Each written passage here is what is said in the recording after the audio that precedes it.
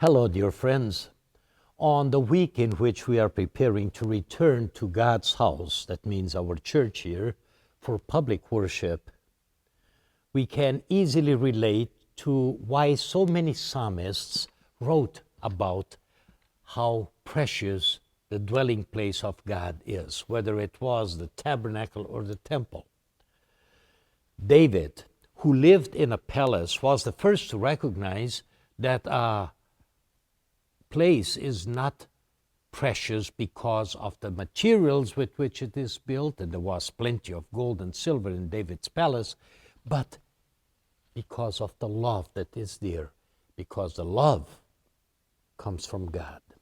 Love is a gift from God, and where there is love, God dwells. David loved the dwelling place of God, even though it was a tent. They called it the tabernacle, a tent of the meeting. The strength in our lives comes from God. There are so many romantic stories written by young couples that lived on their love and little else.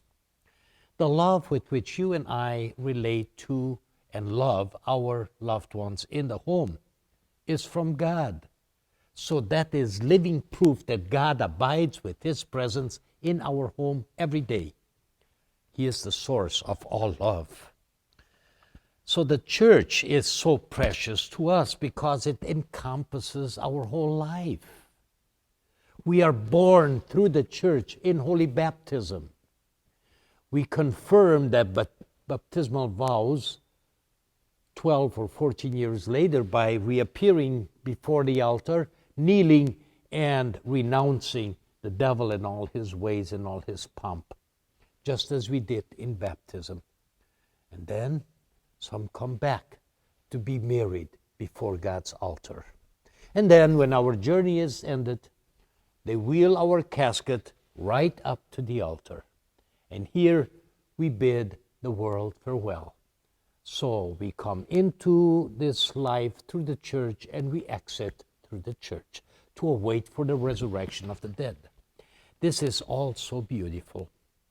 David wrote about the temple or the tabernacle of the Lord in these terms: I love the house where you live, O Lord, the place where your glory dwells, where we see God in action, where God speaks to us, and where He hears our prayers. And then, one thing I ask of the Lord, this is what I seek, that I may dwell in the house of the Lord all the days of my life, to gaze upon the beauty of the Lord and to seek Him in His temple.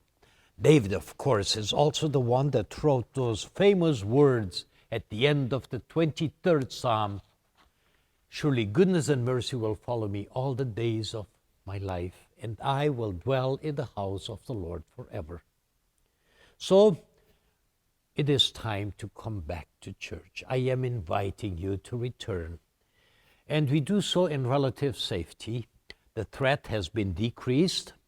And if we follow the rules and the proceedings which our Board of Elders so lovingly and carefully laid down for us, we should enjoy worshiping in absolute security. May the Lord bless us as we come back into His house. As they say, I'll see you in church. And the peace of God be with you all. Amen. So long.